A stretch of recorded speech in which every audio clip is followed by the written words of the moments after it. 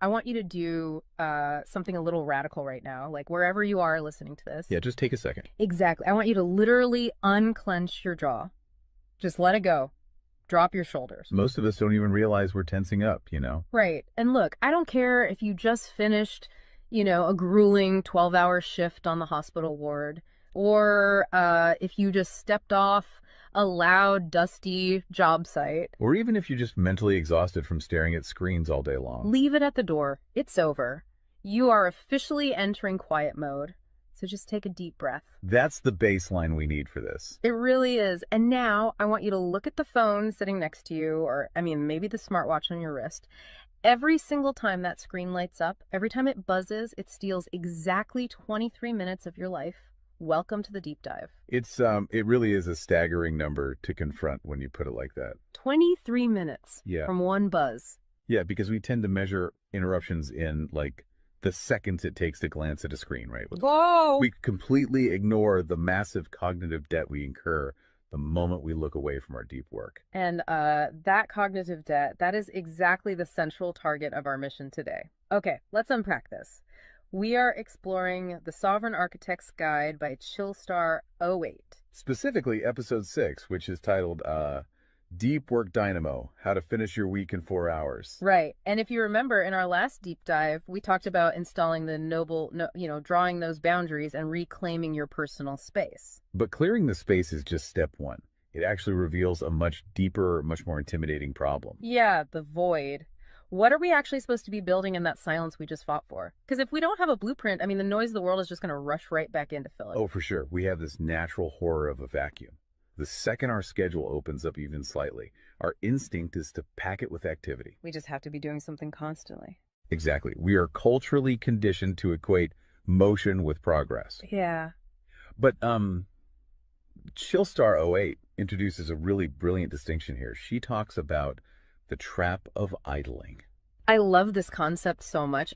Think about a car engine, right? Mm-hmm. The engine is running, the pistons are firing, it's burning through all this expensive fuel, making a ton of noise and vibration. But the car is in park. Yes, it isn't going anywhere, and that is what most of our daily quote-unquote busyness looks like. We feel incredibly productive because we are in constant motion. Right. You check a text message while you're sitting at a stoplight. Or you answer a quick email while walking from your car to the front door. You stare at a spreadsheet on your laptop while, your family dinner is sitting right in front of you, literally getting cold. And that right there is the illusion of productivity.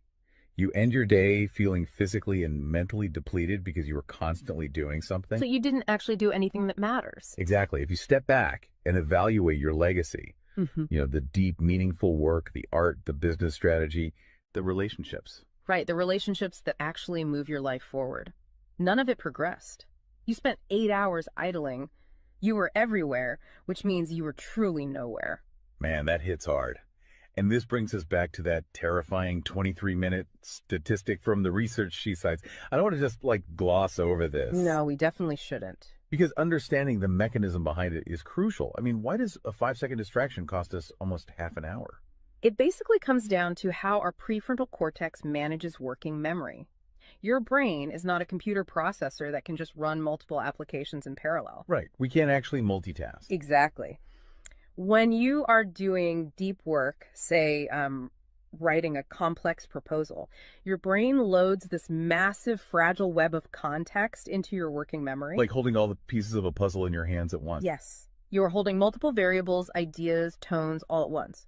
So when your phone buzzes and you glance at a text from your partner asking about groceries, your brain is forced to execute a context switch. So it has to dump all the proposal data just to load the grocery data. It literally flushes the working memory buffer, yeah.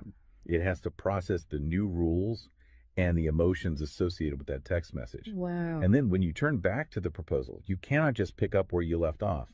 Your brain has to laboriously rebuild that entire web of context from scratch. Oh, I hate that feeling. Were you just staring at the screen like, what was I even saying? Right. It has to retrieve the thread of your argument. Remember the tone you were using, recall the variables. That rebuilding process takes an average of 23 minutes of cognitive effort, And it burns a ton of energy doing that, right? massive amounts of glucose. That explains so much. I mean, that is why people hit 5 p.m. and feel physically exhausted, almost sick to their stomachs. Even if they've just been sitting in a really nice ergonomic chair all day. Exactly. They haven't been doing deep work. They've been doing cognitive gymnastics, just constantly flushing and reloading their working memory. They are burning fuel just to stay in park. So, okay, let me bring in what I like to call the transformer concept here.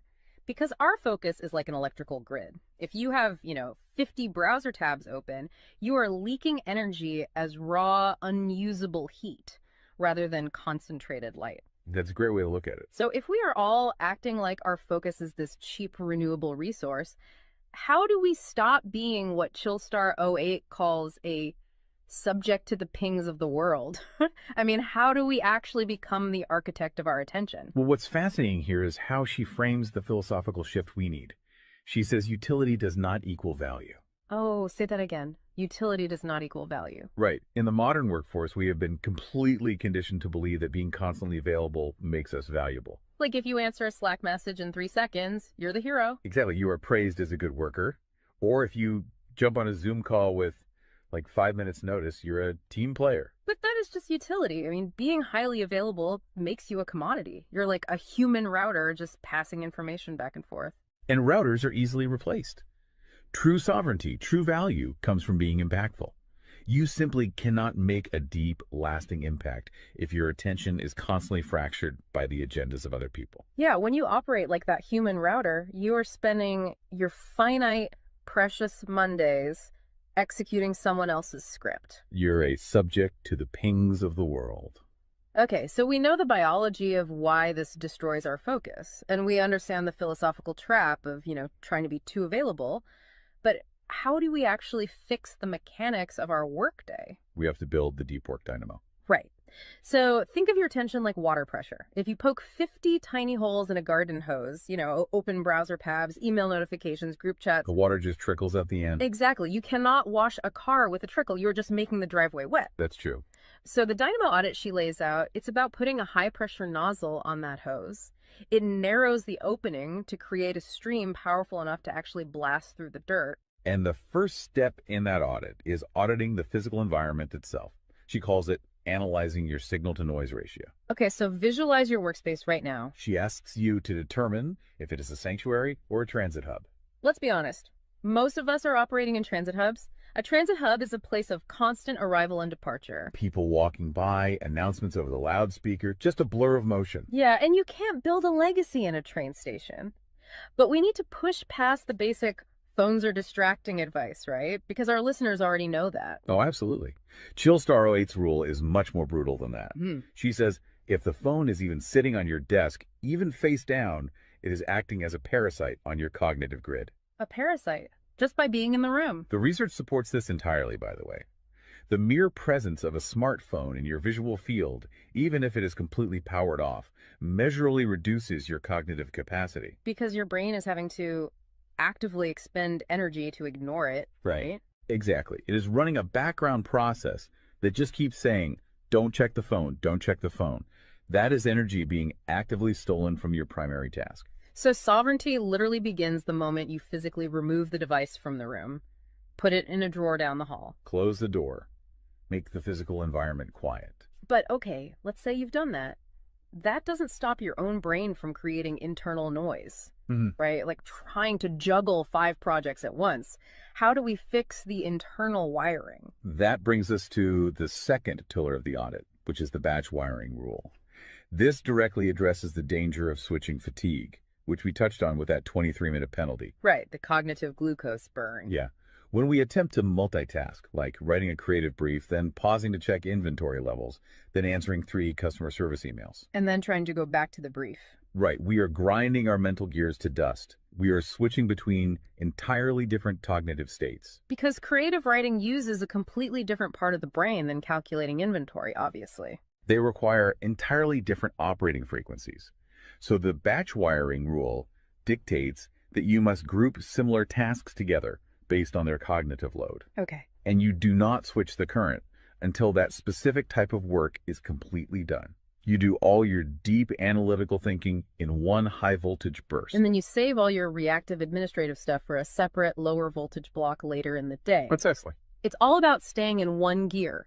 Like if you are driving up a really steep hill, you don't constantly shift between first gear and fifth gear. You lock into the gear that provides the right torque and you just ride it out. That's a perfect analogy. But okay, here's where it gets really interesting. This leads to the third pillar of the audit, and this is where I actually need to seriously push back on the source material a bit. She calls this the zero access window. Ah, yes. This is usually where the resistance starts for people. Because it sounds impossible for a normal person. She says you cannot just plan to be focused, right? You have to legally schedule it. You have to lock in one sovereign hour. Yeah, 1 hour where you are legally dead to the outside world. No boss, no family, no, hey, do you have a second for a quick question? Just you and the blueprint. It's extreme, yes. But let's do a reality check here. I mean, I see how that works for a solo digital entrepreneur or a freelance writer, but what about someone whose literal job description is to be available? Right, like an IT support specialist. Or a floor manager, or a nurse on a ward, or even, a parent at home with a toddler. How do they justify just vanishing? It feels like this advice only applies to a very specific, privileged type of worker. That is the most common and, frankly, the most valid hurdle to this entire system. But we really have to look at how the principle scales, and we have to look at the internal psychology of the worker. Okay, walk me through that. First, let's address the context of Chillstar '08's own life. She is not some solitary monk living on a mountain. She is a wife, a mother, and a grandmother. Oh, wow. Okay. Yeah, and she runs a luxury travel agency and a digital marketing business. Her entire professional and personal life is built around communication and client management. She probably receives hundreds of legitimate demands on her attention every single day. So she is really in the thick of it. She isn't just speaking from some ivory tower. Far from it. She implements the zero access window because of those demands, not in spite of them. Now, for the IT manager or the nurse, obviously, you cannot vanish while on active duty if your role is acute response. Right. You can't ignore a burning server or a patient monitor. Exactly. But the principle applies to the deep work surrounding the active duty, the scheduling, the charting, the strategic planning. Even in highly reactive jobs, there is legacy work that gets pushed to the margins. That makes sense. And the challenge isn't just logistical, it is deeply psychological. It's the internal guilt, isn't it? Yes, exactly. People feel like bad employees or bad parents or bad partners when they set a hard boundary. Yeah. We tie our entire self-worth to our responsiveness. We think, if I am not instantly available, I am failing them. Man, that is so true. We feel guilty for taking an hour to ourselves. But setting a zero access window is not about neglecting your family or your team. It is about condensing your high level work into massive, high impact bursts of energy so that you can actually be present later. Wow. Okay. Consider the alternative. If you don't carve out that absolute focus, you end up giving your family or your team partial fractured attention for 12 hours straight. Exactly. You are physically at the dinner table, but mentally you are drafting an email. Or you are sitting on the floor playing with your kid, but you're checking a Slack notification over their shoulder. You are trading constant low quality availability for scheduled high quality presence. It is entirely about communicating boundaries to protect the quality of the time you do give people. You tell your team, look, I am going offline for 60 minutes to finish this crucial report. If the servers literally catch fire, call this specific emergency number. Otherwise, I will address all questions at 11:00 a.m. Right. You aren't vanishing to hide. You are vanishing to get the work done efficiently so you can actually live your life. Which brings us to the ultimate why behind this entire system. Because once you fight through that guilt, once you build this 4-hour fortress, you have to know what it is all for. It's not just about becoming a hyper-efficient robot. No, because if you use these tools just to do more of your boss's busy work or to take on 3 more stressful projects, you have entirely missed the point. You are just speeding up the treadmill. If we connect this to the bigger picture, the destination we are driving toward is a concept she calls passive magnetism. Okay, break down passive magnetism for us, because it sounds a bit abstract. Think of it as the gravity your work generates when it is undeniably good. Most people operate with active desperation.